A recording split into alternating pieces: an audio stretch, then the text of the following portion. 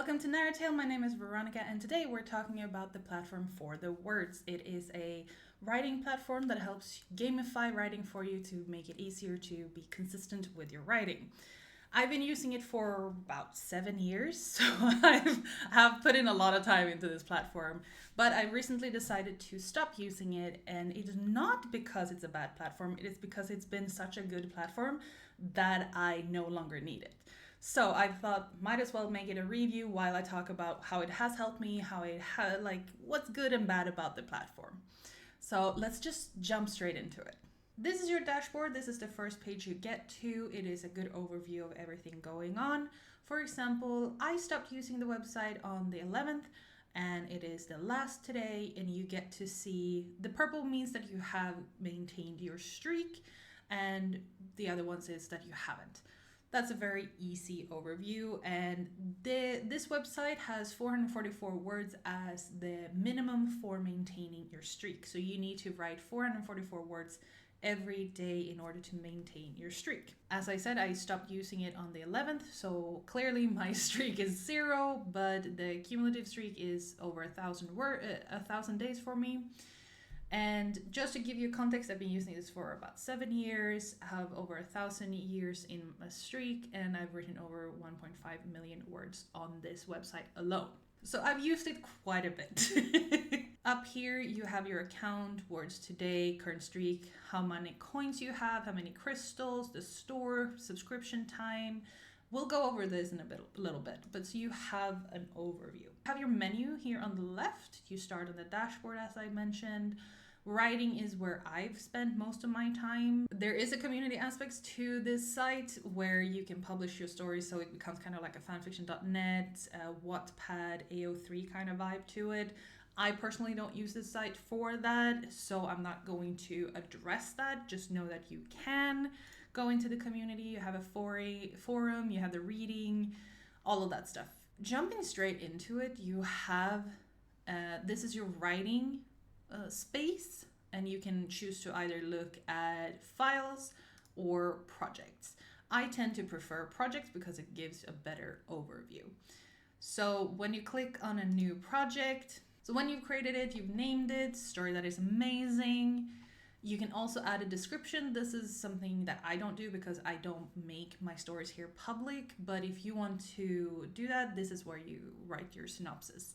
You can also update your cover. You can also set a goal here if you want, like you want this to be 10,000 words, then it will give you a good overview. Moving on, so you have your overhead project, and then within your project, you can create a new section. Here it's called section, but when I click on it, they call it a new chapter. So that's how they imagine it to work. And then over here, you can either remove it or you click on this to create the underlying file within that chapter. So if you've used, say, Scrivener, this would be your scene. You can name your file here, and you can also change which kind of icon you want. You can also change icon color, all of that stuff. You can also format as you want, etc., etc. So here is where you gamify your writing. It is by fighting monsters. And instead of clicking here, because then I would start the battle, here's an overview. And here is where you can see next up is the monster called Puna, that you have 100 words to write in 12 minutes. And if you manage to do that, yay, you're victorious. So it is something that keeps you helps you get out of your own head for a little bit. This is the overview of the writing space. I am currently in the process of leaving the website, as mentioned, so I am exporting all of my stories to move it into a different storage. And something that wasn't a thing when I started using the website, but is today, and I really, really appreciate it, is that you can export. You can pick PDF, Word, or text to export your files in, and you can do it either in the whole project, as I showed you, or you can do each file. I really, really like that aspect because it makes quality of life a lot better on this site. So that is the writing aspect. Moving into the adventure tab, this is the main hub for the gamified aspect of this website. So this is the world that you live in currently, and you start out here in Luciola Forest. However they want you to pronounce that, I don't know. That's where you start out, and then you work your way through the different areas to progress the mini story that they have got going on in this world. As you can see, I have 100% explored in all the areas. And here's one of the first criticisms I have for this platform is that the focus is a little bit off for me. I have been at 100% exploration for probably better part of 2 years. And so they haven't really expanded on the story and the world the way that I would have hoped they would. Instead, they seem to be very much focused on special events. As you can see, we have an April special events going on right now. And those are, special monsters that you fight, and then you get certain different currency that you can buy seasonal or special event content. So stuff for your character and your home. I'll show you in a bit. I wish they would have focused more on expanding on the base world rather than special events, because now it just feels like this world matters nothing and it's all about special events, chasing special events rather than actually building on the foundation. So that's a minor issue I have. It's not really a huge issue, but I wish that they would have focused on that rather than the special events. If I then travel to that area, so the beginning area here, you can see this is not what it looked like when I started, but I do think it's a cute thing to add a little bit more visually what it looks like. For me, having them spread out like this it's cute, but it's overall not something that I use. I instead go here to markets, which you can then see here in the left, gives you the things that you just saw on the map. I use this tool just to write, not so much to actually play it as a game, if you will, but it is cute that, say you buy a pair of shoes and you can see that you can increase your defense and increase your luck. Those kind of details are really cute in my opinion, but overall, I don't really think that it adds a whole lot to, if you're like me and you want to use this platform to just increase your amount of writing or your consistency and stuff, this doesn't really impact you. You don't have to do this in order to do the writing, but it's a cute addition. The quests, however, are really important, or not important, but helpful in push you to keep writing and motivate you to focus on that. So for example, when I'm feeling really motivated and I'm feeling like, oh, I have that creative juice, like it's flowing, I always pick this Feeding the Overnighters, because it is, as you can see, you're supposed to write 4,000 words in 2 days. This gives you an incentive with rewards, and it gives you a little cute description, and then when you take the quest, you have it in your journal. So it's really helpful in that way to push you to like focus on your writing and prioritize your writing. And for example, this one is also really good. It pushes you to defeat 44 monsters in 10 days. So those kind of things, those quests are really helpful, I think, for people who are struggling with focusing and prioritizing writing, because now you have like, I'm in the middle of a fight, or I'm like, I have a quest to fulfill, all of those things. So it's very cute in that way. Each area has their different types of monsters to fight.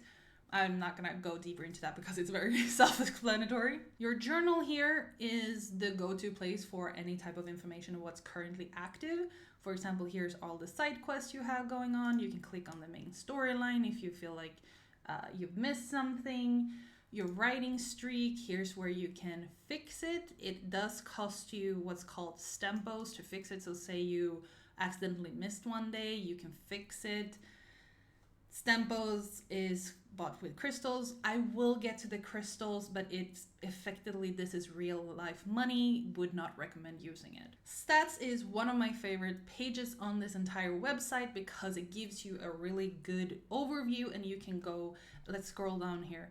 For example, lifetime, how many words you've written over a lifetime, that you can also break it down by year, and then you can break it down by month. So you can get a really interesting overview on when you wrote the most and when you wrote the least, and maybe you can see a pattern in that. I really love this aspect of this website. This is like the one thing I will miss from leaving this website.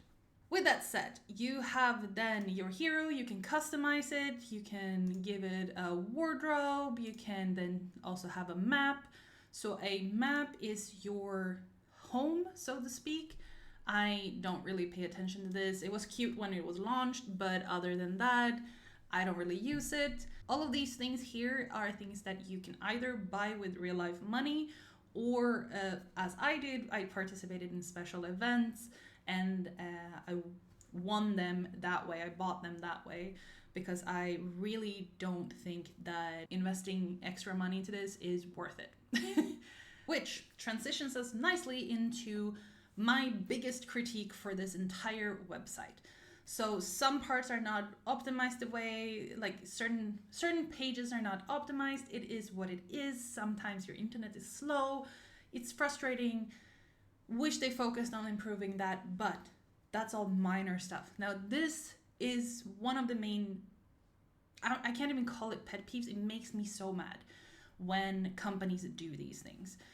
So, to set the scene for you, you have a website where you need to buy a subscription time in order to use all the functionalities. But you can't buy subscription time with your money directly. No, you need to buy bundles of crystals that you then convert into subscription time. And most of you probably already see where I'm going with this. But it is, of course, if I look at subscription time, I tended to buy 1 year at a time, 528 crystals. Now, if I go to crystals, 544. So I continuously have to overpay for what I use them for. That is something that pisses me off so much. I hate it to the core, the very core of my being. I hate when companies do this. It is so anti-consumerist and icky. Icky.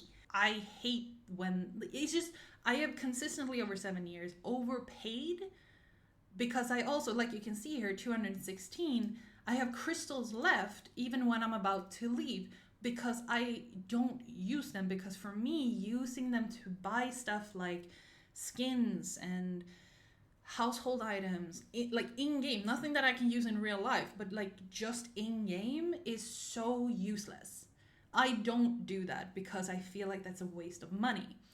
And I am definitely not someone that falls for this whole, if you don't have the latest, you're boring or you're like whatever. If you have friends who say that, they're not actual friends. Just saying. You deserve better. But going back to this is something that pisses me off beyond belief. I think that you should be able to run your company without essentially, it's not scamming because you know what you're buying, but it feels scammy, you know? So while this isn't the main reason why I'm leaving, it is still a website I think has done me well in terms of building up a routine. If there are other options out there that can fulfill the same thing that doesn't do this, I would definitely recommend people to use that instead. All in all, I think the website is easy to use. It is slightly unoptimized in certain areas and functionalities. All right, that is my review of 4thewords and pros and cons, why I like it, why I don't like it. To reiterate, I am not leaving this website because I think it's a bad website necessarily, although the whole crystal thing really pisses me off, but it is because it has fulfilled its purpose for me.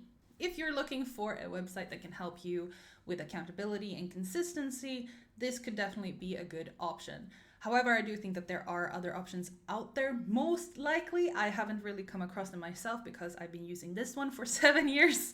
So if you have any suggestion for other tools and website that helps with gamifying writing, please leave them down in the comments. I would love to explore them. And probably it could be helpful to other people as well. Thank you very much for watching. Leave your comments down below and I will see you in the next one. Bye bye!